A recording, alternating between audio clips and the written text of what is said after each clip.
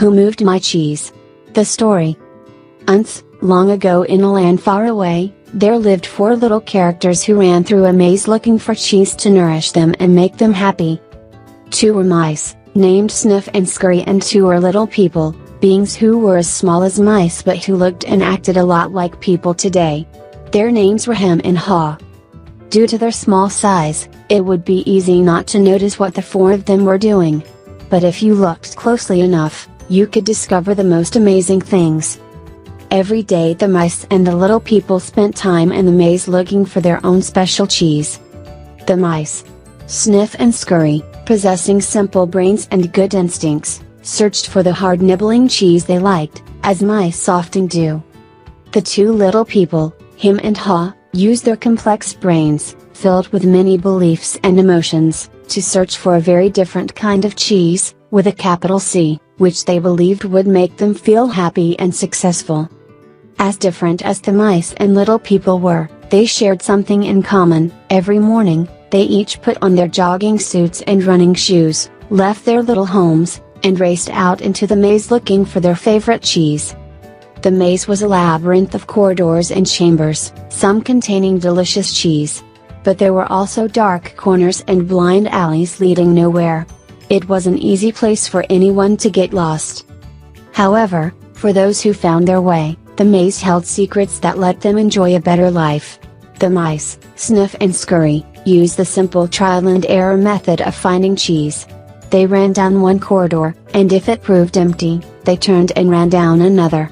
They remembered the corridors that held no cheese and quickly went into new areas.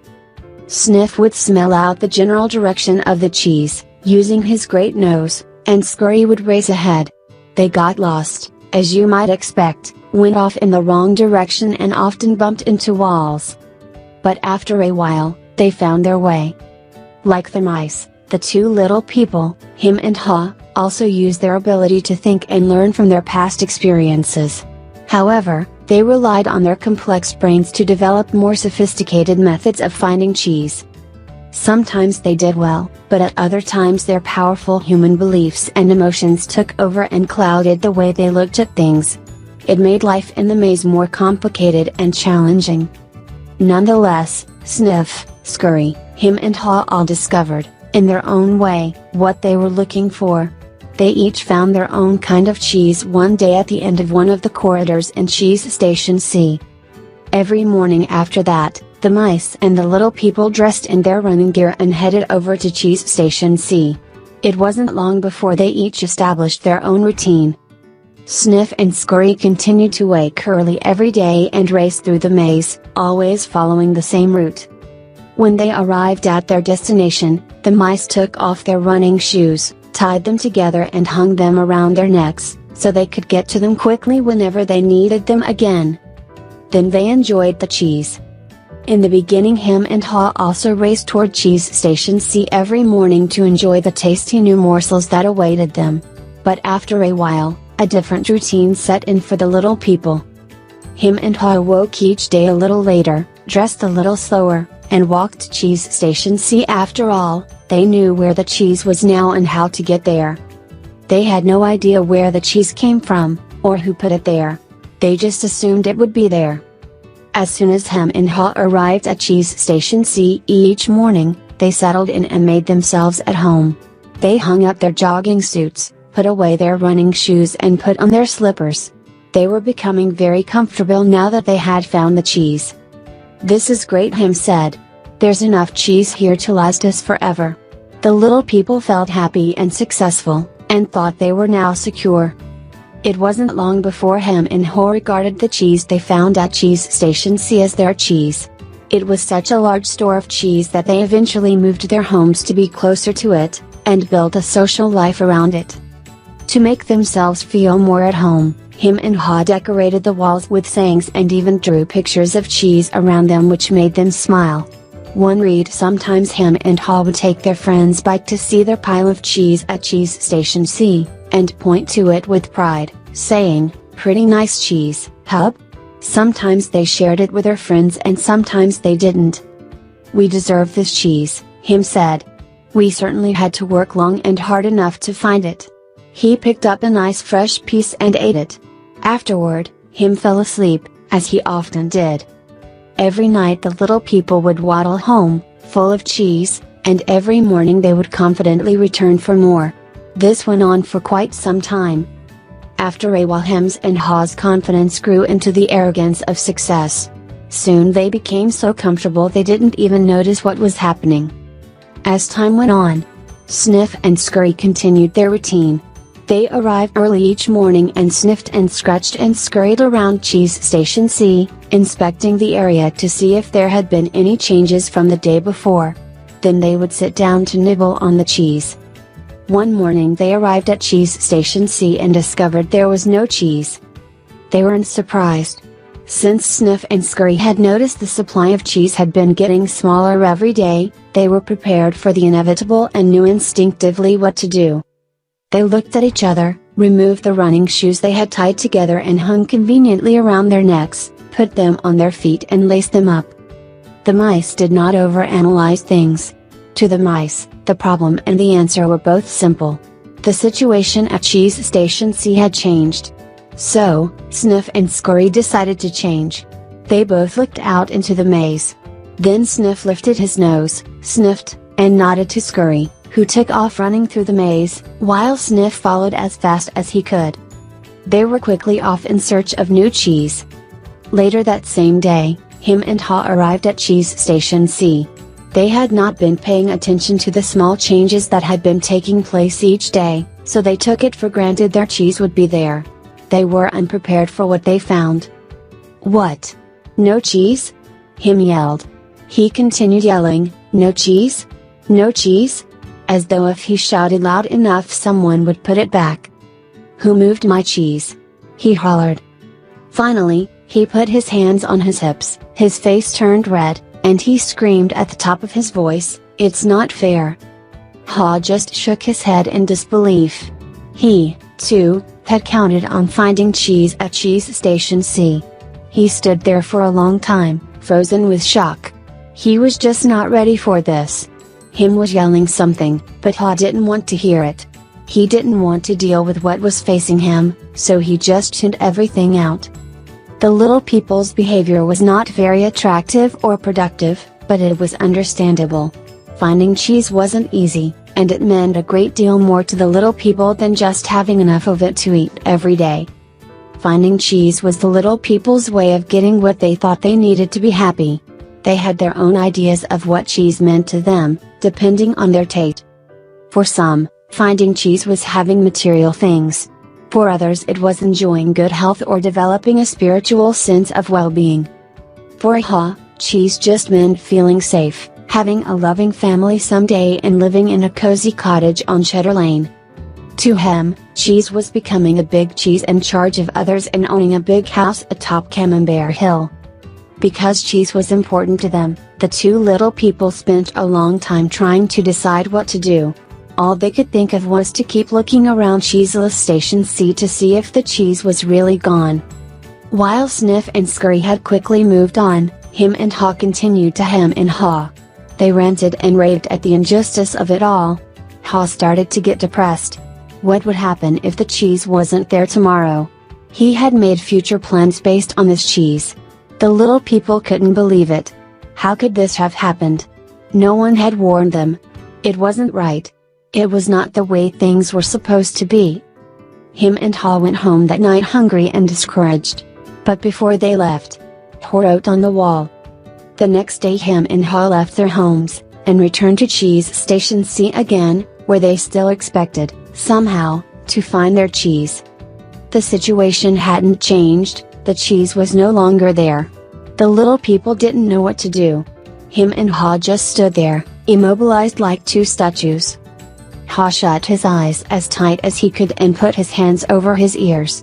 He just wanted to block everything out. He didn't want to know the cheese supply had gradually been getting smaller. He believed it had been moved all of a sudden. Hem analyzed the situation over and eventually his complicated brain with its huge belief system took hold. Why did they do this to me? He demanded. What's really going on here? Finally, Haw opened his eyes, looked around and said, by the way, Where are Sniff and Scurry? Do you think they know something we don't? Him scoffed, what would they know? Him continued, they're just mice. They just respond to what happens. We're little people. We're smarter than mice. We should be able to figure this out. I know we're smarter, Ha said, but we don't seem to be acting smarter at the moment. Things are changing around here, Him. Maybe we need to change and do things differently. Why should we change? Him asked. We're little people. We're special. This sort of thing should not happen to us. Or if it does, we should at least get some benefits. Why should we get benefits? Ha asked. Because we're entitled, Him claimed. Entitled to what? Ha wanted to know. We're entitled to our cheese.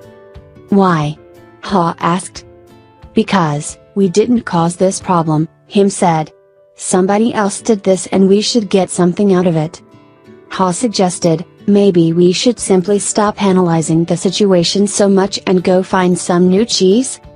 Oh no, Him argued. I'm going to get to the bottom of this.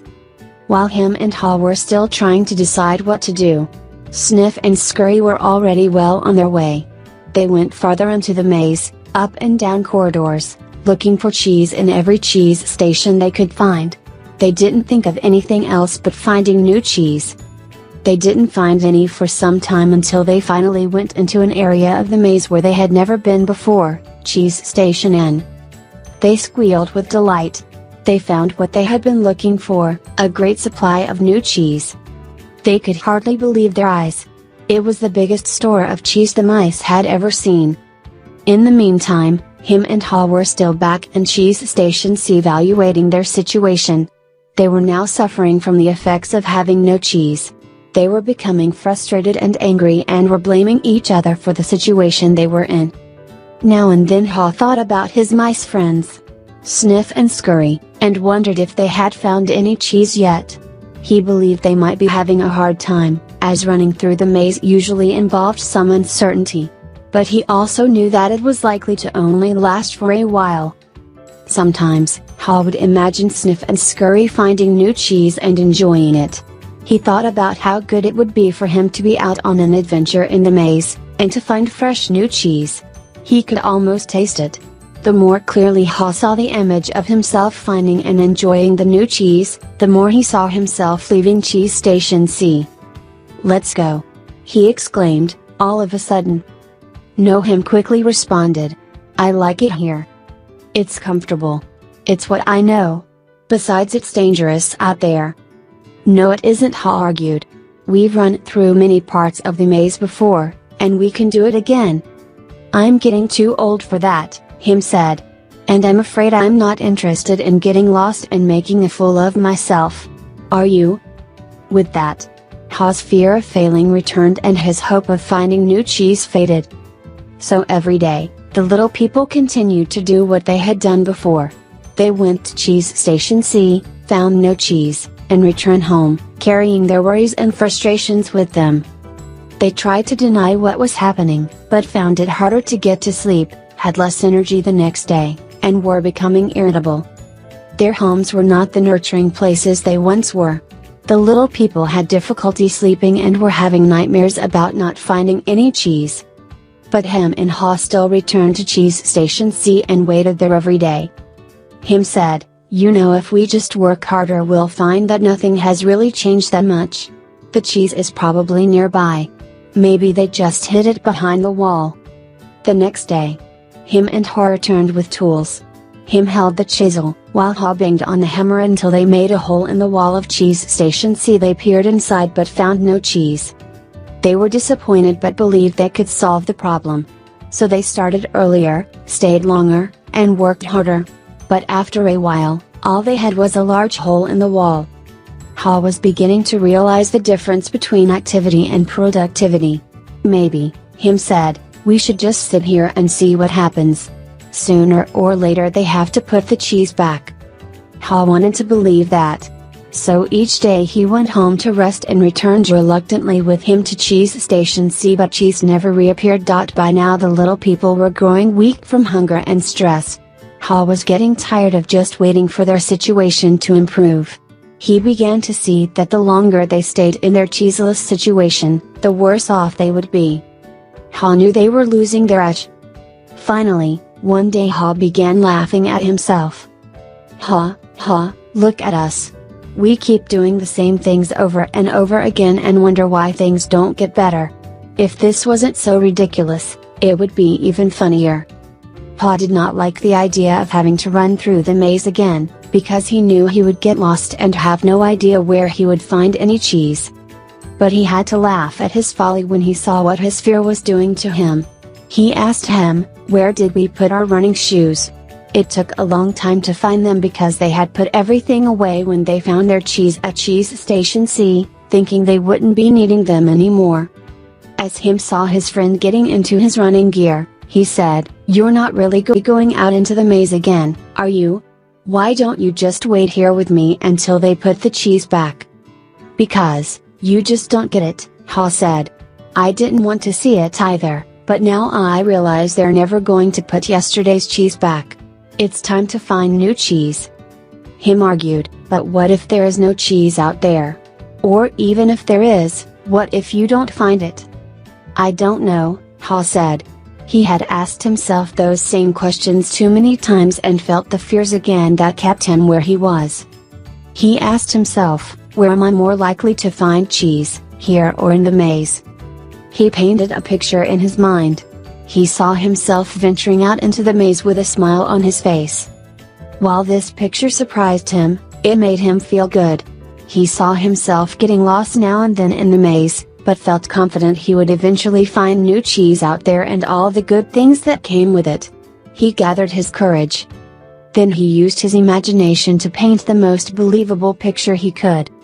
With the most realistic details, of him finding and enjoying the taste of new cheese. He saw himself eating Swiss cheese with holes in it, bright orange cheddar and American cheeses, Italian mozzarella and wonderfully soft French camembert cheese, and... Then he heard him say something and realized they were still at Cheese Station C. Haw said, "Sometimes, things change and they are never the same again. This looks like one of those times. That's life. Life moves on. And so should we." Haw looked at his emaciated companion and tried to talk sense to him, but Him's fear had turned into anger and he wouldn't listen. Haw didn't mean to be rude to his friend, but he had to laugh at how silly they both looked. As Haw prepared to leave, he started to feel more alive, knowing that he was finally able to laugh at himself, let go and move on. Haw laughed and announced, "It's maze time."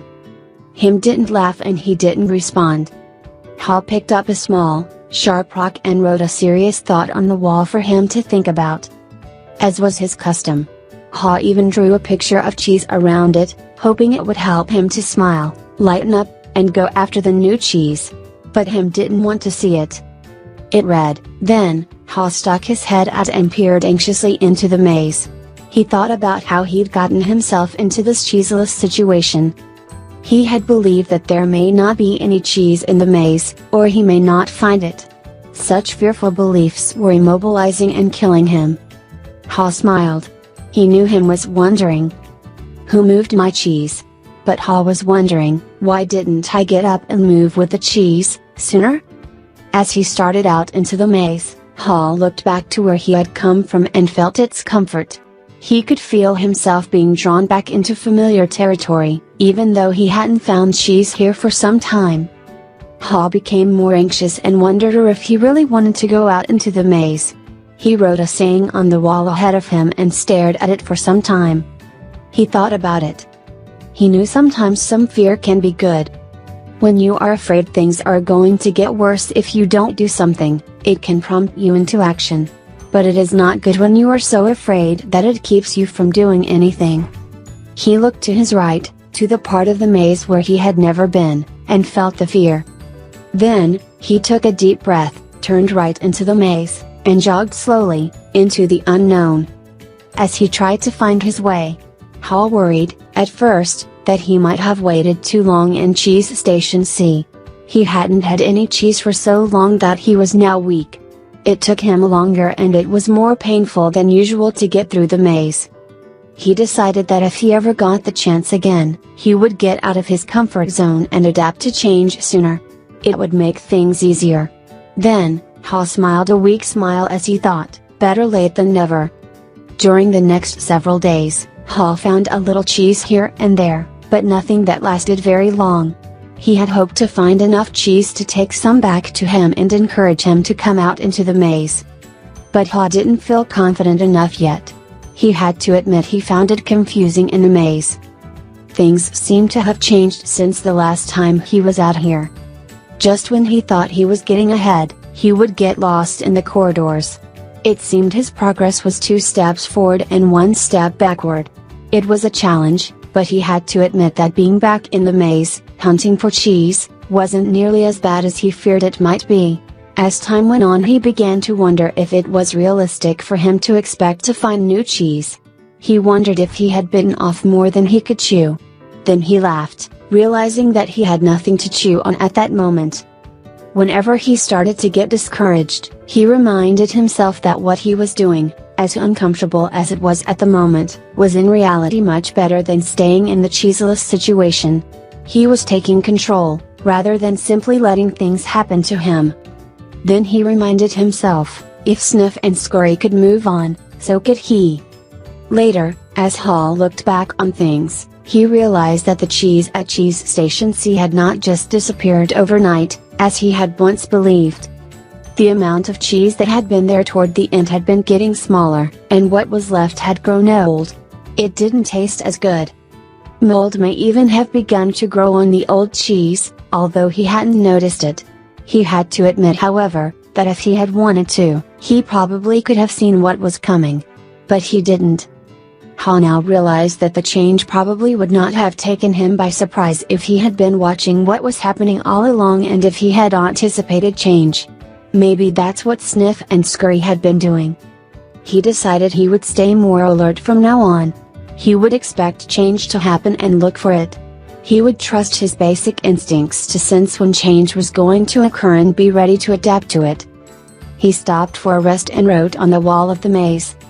Sometime later, after not finding cheese for what seemed like a long time, Hal finally came across a huge cheese station, which looked promising. When he went inside, however, he was most disappointed to discover that the cheese station was empty. This empty feeling has happened to me too often, he thought. He felt like giving up. Hal was losing his physical strength. He knew he was lost and was afraid he would not survive. He thought about turning around and heading back to Cheese Station C. At least, if he made it back, and Hem was still there, Hal wouldn't be alone. Then he asked himself the same question again, what would I do if I weren't afraid? Hal thought he was past his fear, but he was afraid more often than he liked to admit, even to himself. He wasn't always sure what he was afraid of, but, in his weakened condition, he knew now he was simply fearful of going on alone.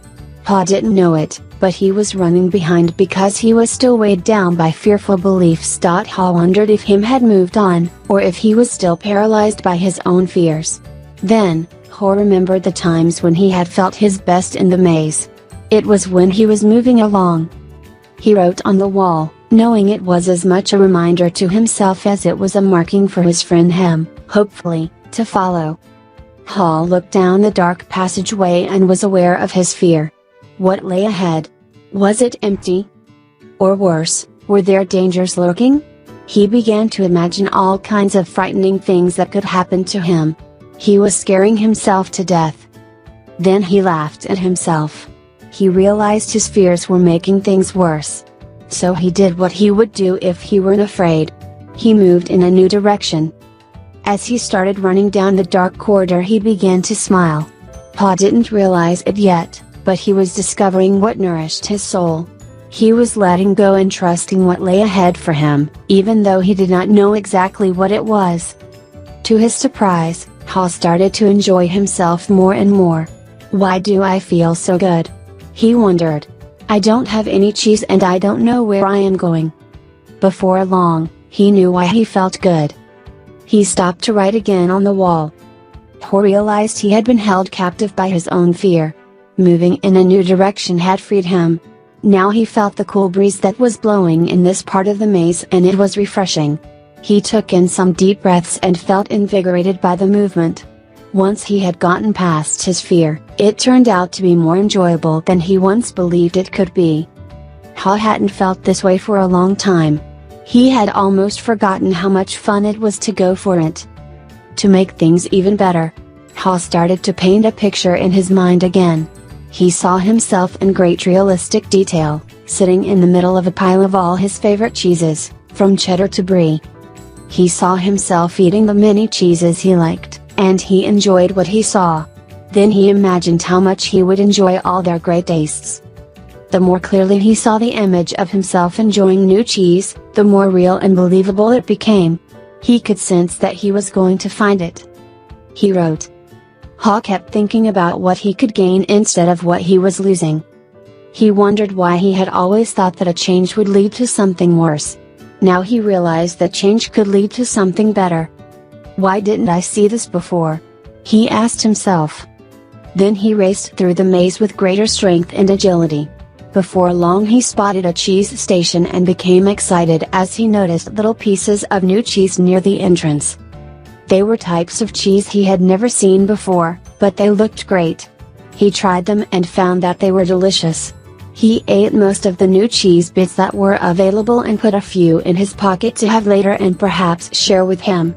He began to regain his strength. He entered the cheese station with great excitement. But, to his dismay, he found it was empty. Someone had already been there and had left only the few bits of new cheese. He realized that if he had moved sooner, he would very likely have found a good deal of new cheese here. Ha decided to go back and see if him was ready to join him. As he retraced his steps, he stopped and wrote on the wall. After a while Ha made his way back to Cheese Station C and found him. He offered him bits of new cheese, but was turned down. Him appreciated his friend's gesture but said, "I don't think I would like new cheese. It's not what I'm used to. I want my own cheese back and I'm not going to change until I get what I want." Ha just shook his head in disappointment and reluctantly went back out on his own. As he returned to the farthest point he had reached in the maze, he missed his friend, but realized he liked what he was discovering. Even before he found what he hoped would be a great supply of new cheese, if ever, he knew that what made him happy wasn't just having cheese. He was happy when he wasn't being run by his fear. He liked what he was doing now. Knowing this, Ha didn't feel as weak as he did when he stayed in Cheese Station C with no cheese. Just realizing he was not letting his fear stop him, and knowing that he had taken a new direction, nourished him and gave him strength. Now he felt that it was just a question of time before he found what he needed. In fact, he sensed he had already found what he was looking for. He smiled as he realized. Ha realized again, as he had once before, that what you are afraid of is never as bad as what you imagine. The fear you let build up in your mind is worse than the situation that actually exists. He'd been so afraid of never finding new cheese that he didn't even want to start looking. But since starting his journey, he had found enough cheese in the corridors to keep him going. Now he looked forward to finding more. Just looking ahead was becoming exciting. His old thinking had been clouded by his worries and fears. He used to think about not having enough cheese, or not having it last as long as he wanted. He used to think more about what could go wrong than what could go right. But that had changed in the days since he had left Cheese Station C. He used to believe that cheese should never be moved and that change wasn't right. Now he realized it was natural for change to continually occur, whether you expect it or not. Change could surprise you only if you didn't expect it and weren't looking for it. When he realized he had changed his beliefs, he paused to write on the wall. Ha hadn't found any cheese yet, but as he ran through the maze, he thought about what he had already learned. Ha now realized that his new beliefs were encouraging new behaviors. He was behaving differently than when he kept returning to the same cheeseless station. He knew that when you change what you believe, you change what you do. You can believe that a change will harm you and resist it. Or you can believe that finding new cheese will help you and embrace the change. It all depends on what you choose to believe. He wrote on the wall. Ha knew he would be in better shape now if he had dealt with the change much sooner and left Cheese Station C earlier. He would feel stronger in body and spirit, and he could have coped better with the challenge of finding new cheese.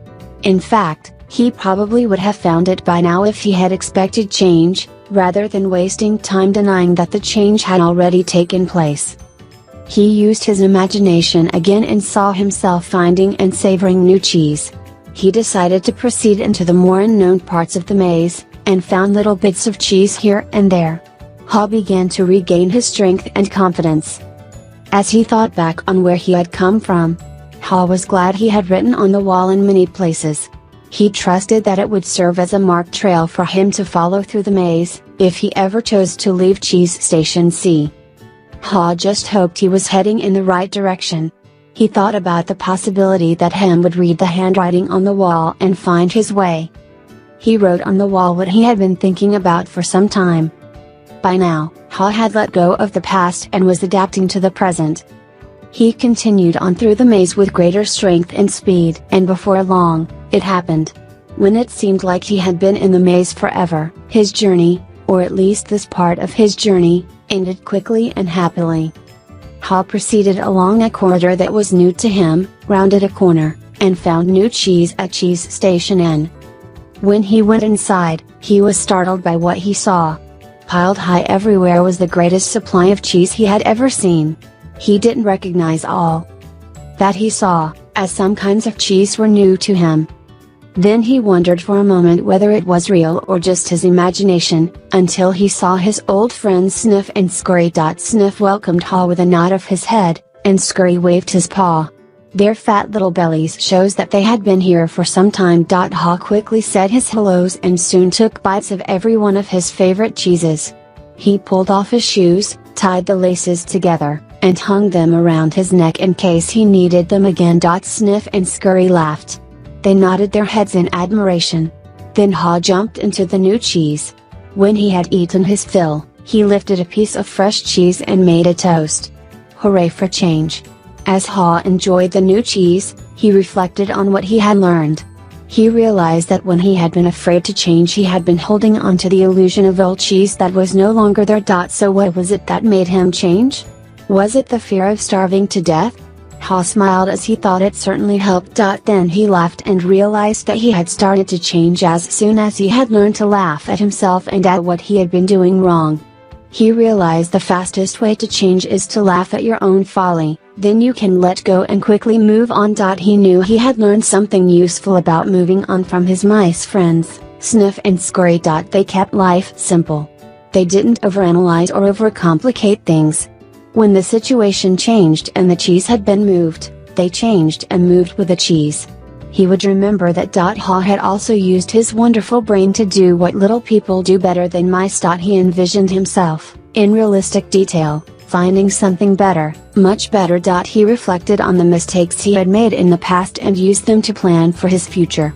He knew that you could learn to deal with change. You could be more aware of the need to keep things simple, be flexible, and move quickly. You did not need to overcomplicate matters or confuse yourself with fearful beliefs. You could notice when the little changes began so that you would be better prepared for the big change that might be coming. He knew he needed to adapt faster, for if you do not adapt in time, you might as well not adapt at all. He had to admit that the biggest inhibitor to change lies within yourself, and that nothing gets better until you change. Perhaps most importantly, he realized that there is always new cheese out there whether you recognize it at the time, or not. And that you are rewarded with it when you go past your fear and enjoy the adventure. He knew some fear should be respected, as it can keep you out of real danger. But he realized most of his fears were irrational and had kept him from changing when he needed to. He didn't like it at the time, but he knew that the change had turned out to be a blessing in disguise as it led him to find better cheese. He had even found a better part of himself. As Ha recalled what he had learned, he thought about his friend Hem. He wondered if Hem had read any of the sayings Ha had written on the wall at Cheese Station C and throughout the maze. Had Hem ever decided to let go and move on? Had he ever entered the maze and discovered what could make his life better? Or was Hem still hemmed in because he would not change? Ha thought about going back again to Cheese Station C to see if he could find him, assuming that Ha could find his way back there. If he found him, he thought he might be able to show him how to get out of his predicament. But Ha realized that he had already tried to get his friend to change. Him had to find his own way, beyond his comforts and past his fears. No one else could do it for him, or talk him into it. He somehow had to see the advantage of changing himself. Ha knew he had left a trail for him in that he could find his way, if he could just read the handwriting on the wall. He went over and wrote down a summary of what he had learned on the largest wall of Cheese Station N. He drew a large piece of cheese around all the insights he had become aware of, and smiled as he looked at what he had learned. Ha realized how far he had come since he had been with him in Cheese Station C, but knew it would be easy for him to slip back if he got too comfortable. So, each day he inspected Cheese Station N to see what the condition of his cheese was.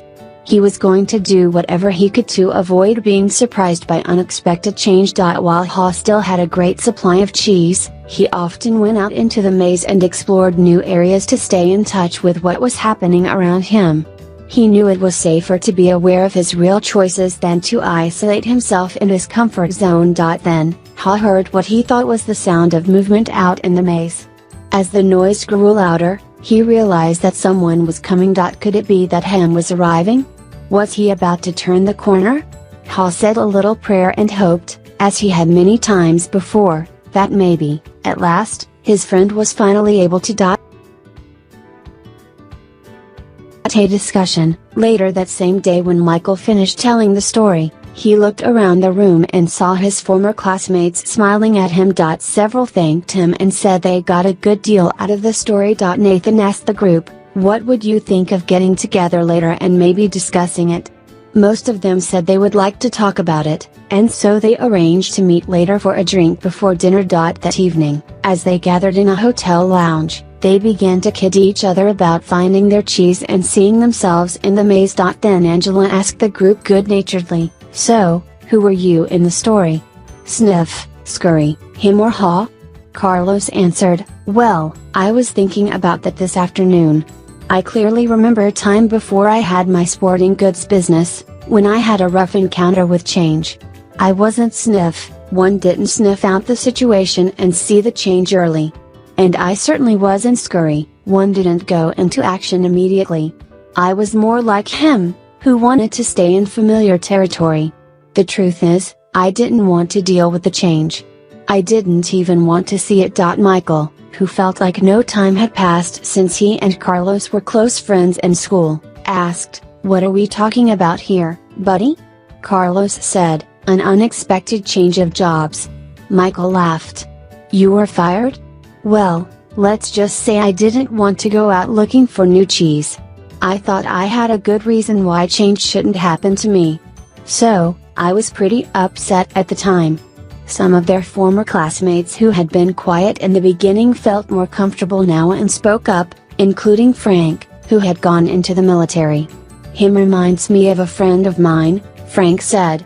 "His department was closing down, but he didn't want to see it. They kept relocating his people. We all tried to talk to him about the many other opportunities that existed in the company for those who wanted to be flexible, but he didn't think he had to change. He was the only one who was surprised when his department closed. Now he's having a hard time adjusting to the change he didn't think should happen." Jessica said, "I didn't think it should happen to me either, but my cheese has been moved more than once, especially in my personal life, but we can get to that later." Many in the group laughed, except Nathan. "Maybe that's the whole point," Nathan said. "Change happens to all of us." He added, "I wish my family had heard the cheese story before this. Unfortunately, we didn't want to see the changes coming in our business, and now it's too late, we're having to close many of our stores." That surprised many in the group, because they thought Nathan was lucky to be in a secure business he could depend on, year after year. "What happened?" Jessica wanted to know. "Our chain of small stores suddenly became old-fashioned when the megastore came to town with its huge inventory and low prices. We just couldn't compete with that. I can see now that instead of being like Sniff and Scurry, we were like him. We stayed where we were and didn't change. We tried to ignore what was happening and now we are in trouble. We could have taken a couple of lessons from Ha, because we certainly couldn't laugh at ourselves and change what we were doing. Laura, who had become a successful businesswoman, had been listening, but had said very little until now. I thought about the story this afternoon too, she said. I wondered how I could be more like Ha and see what I'm doing wrong, laugh at myself, change and do better. She said, I'm curious. How many here are afraid of change? No one responded, so she suggested, how about a show of hands? Only one hand went up. Well, it looks like we've got one honest person in our group, she said. And then continued, maybe you'll like this next question better. How many here think other people are afraid of change? Practically everyone raised their hands. Then they all started laughing. What does that tell us? Denial, Nathan answered. Sure, Michael admitted. Sometimes we're not even aware that we're afraid. I know I wasn't. When I first heard the story, I loved the question, what would you do if you weren't afraid? Then Jessica added, well, what I got from the story is that change is happening everywhere and that I will do better when I can adjust to it quickly. I remember years ago when our company was selling our encyclopedia as a set of more than 20 books. One person tried to tell us that we should put our whole encyclopedia on a single computer disk and sell it for a fraction of the cost. It would be easier to update, would cost us so much less to manufacture, and so many more people could afford it. But we all resisted. Why did you resist? Nathan asked. Because, we believed then that the backbone of our business was our large sales force, who called on people door to door. Keeping our sales force depended on the big commissions they earned from the high price of our product. We had been doing this successfully for a long time and thought it would go on forever. Laura said, maybe that's what it meant in the story about him and Ha's arrogance of success. They didn't notice they needed to change what had once been working. Nathan said, so you thought your old cheese was your only cheese? Yes, and we wanted to hang on to it. When I think back on what happened to us, I see that it's not just that they moved the cheese but that the cheese has a life of its own and eventually runs out. Anyway, we didn't change. But a competitor did and our sales fell badly. We've been going through a difficult time. Now, another big technological change is happening in the industry and no one at the company seems to want to deal with it. It doesn't look good. I think I could be out of a job soon. It's May's time. Carlos called out. Everyone laughed, including Jessica. Carlos turned to Jessica and said, it's good that you can laugh at yourself. Frank offered, that's what got out of the story. I tend to take myself too seriously. I noticed how Ha changed when he could finally laugh at himself and at what he was doing. No wonder he was called Ha. The group groaned at the obvious play on words. Angela asked, do you think that him ever changed and found new cheese? Elaine said, I think he did. I don't, Corey said. Some people never change and they pay a price for it. I see people like him in my medical practice. They feel entitled to their cheese. They feel like victims when it's taken away and blame others. They get sicker than people who let go and move on. Then Nathan said quietly, as though he was talking to himself, I guess the question is, what do we need to let go of and what do we need to move on to? No one said anything for a while. I must admit, Nathan said, I saw what was happening with stores like ours in other parts of the country, but I hope it wouldn't affect us. I guess it's a lot better to initiate change while you can than it is to try to react and adjust to it. Maybe we should move our own cheese. What do you mean? Frank asked. Nathan answered, I can't help but wonder where we would be today if we had sold the real estate under all our old stores and built one great modern store to compete with the best of them. Laura said, maybe that's what Ha meant when he wrote on the wall, savor the adventure and move with the cheese. Frank said, I think some things shouldn't change. For example, I want to hold on to my basic values. But I realize now that I would be better off if I had moved with the cheese a lot sooner in my life. Well, Michael, it was a nice little story, Richard, the class skeptic, said, but how did you actually put it into use in your company?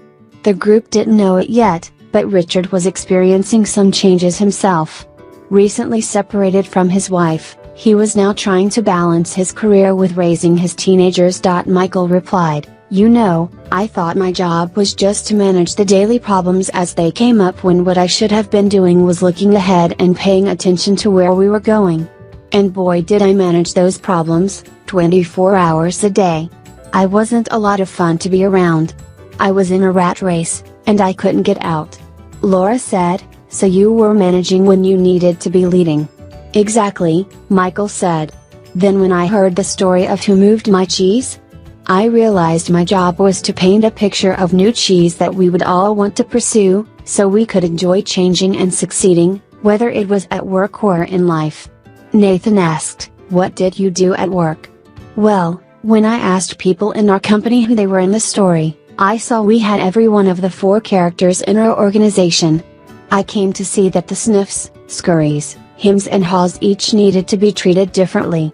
Our Sniffs could sniff out changes in the marketplace, so they helped us update our corporate vision. They were encouraged to identify how the changes could result in new products and services our customers would want. The Sniffs loved it and told us they enjoyed working in a place that recognized change and adapted in time. Our Scurries liked to get things done, so they were encouraged to take actions based on the new corporate vision. They just needed to be monitored so they didn't scurry off in the wrong direction. They were then rewarded for actions that brought us new cheese. They liked working in a company that valued action and results." "What about the Hims and Haws?" Angela asked. "Unfortunately, the Hims were the anchors that slowed us down," Michael answered. "They were either too comfortable or too afraid to change. Some of our Hims changed only when they saw the sensible vision we painted that shows them how changing would work to their advantage. Our Hims told us they wanted to work in a place that was safe, so the change needed to make sense to them and increase their sense of security. When they realized the real danger of not changing, some of them changed and did well. The vision helped us turn many of our Hims into Haws." "What did you do with the Hims who didn't change?" Frank wanted to know. "We had to let them go," Michael said sadly. "We wanted to keep all our employees, but we knew if our business didn't change quickly enough, we would all be in trouble." Then he said, "The good news is that while our Haws were initially hesitant, they were open-minded enough to learn something new, act differently and adapt in time to help us succeed. They came to expect change and actively look for it. Because they understood human nature, they helped us paint a realistic vision of new cheese that made good sense to practically everyone. They told us they wanted to work in an organization that gave people the confidence and tools to change. And they helped us keep our sense of humor as we went after our new cheese." Richard commented, "You got all that from a little story?" Michael smiled. "It wasn't the story, but what we did differently based on what we took from it." Angela admitted, "I'm a little bit like him, so for me, the most powerful part of the story was when Hal laughed at his fear and went on to paint a picture in his mind where he saw himself enjoying new cheese. It made going into the maze less fearful and more enjoyable. And he eventually got a better deal. That's what I want to do more often." Frank grinned. "So even Hims can sometimes see the advantage of changing." Carlos laughed, "Like the advantage of keeping their jobs." Angela added, "Or even getting a good raise." Richard, who had been frowning during the discussion, said, "My manager's been telling me our company needs to change. I think what she's really telling me is that, need to, but I haven't wanted to hear it. I guess I never really know what the new cheese was that she was trying to move us to. Or how I could gain from it." A slight smile crossed Richard's face as he said, "I must admit I like this idea of seeing new cheese and imagining yourself enjoying it. It lightens everything up. When you see how it can make things better, you get more interested in making the change happen. Maybe I could use this in my personal life," he added. "My children seem to think that nothing in their lives should ever change. I guess they're acting like him, they're angry. They're probably afraid of what the future holds. Maybe I haven't painted a realistic picture of new cheese for them. Probably because I don't see it myself." The group was quiet as several people thought about their own lives. "Well," Jessica said, Most people here have been talking about jobs, but as I listened to the story, I also thought about my personal life.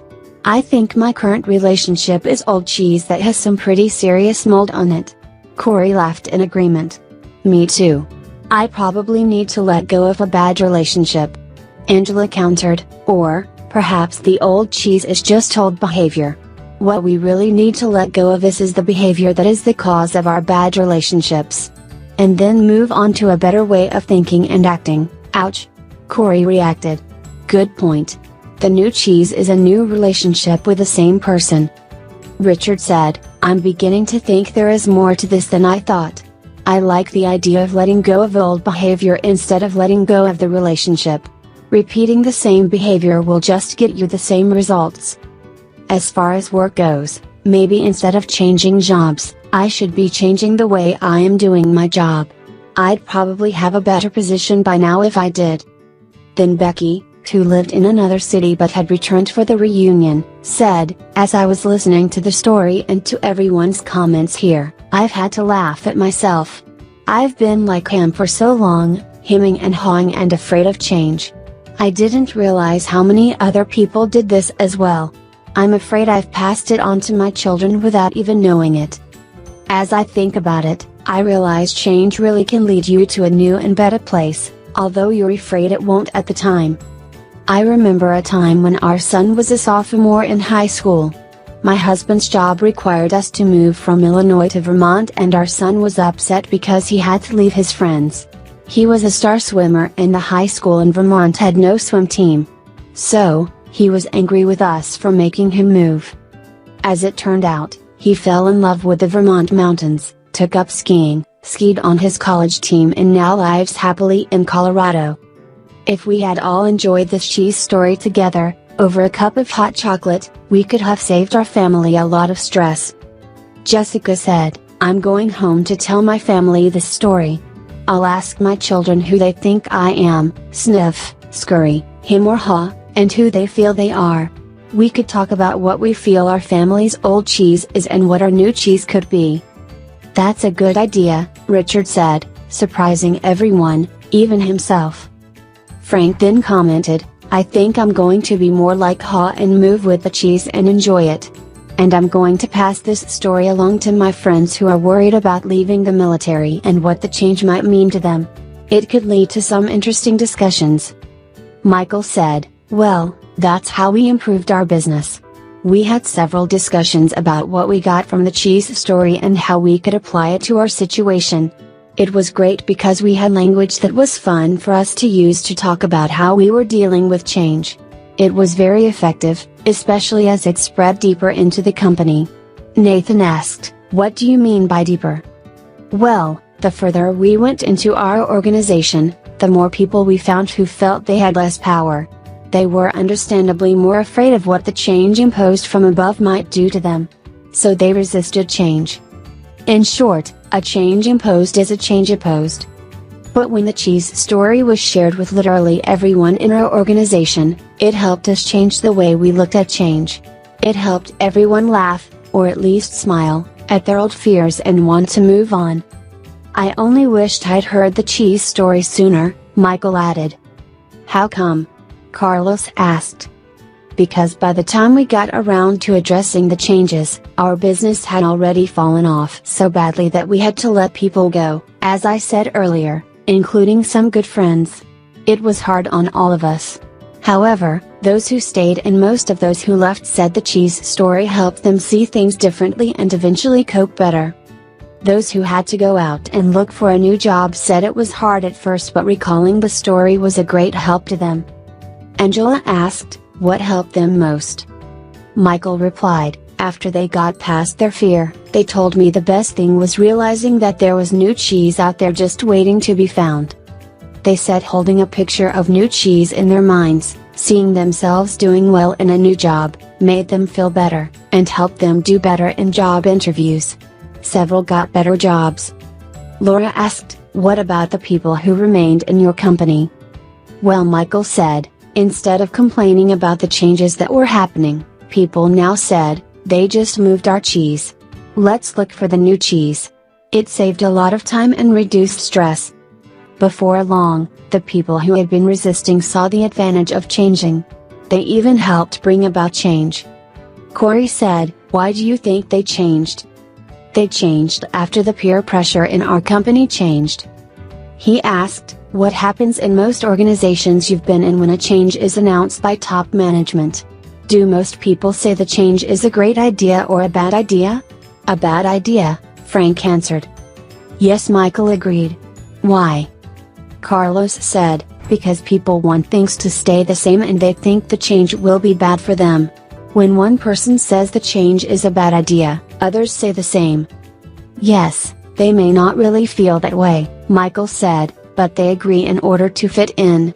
That's the sort of peer pressure that fights change in any organization." Becky asked, "So how were things different after people heard the cheese story?"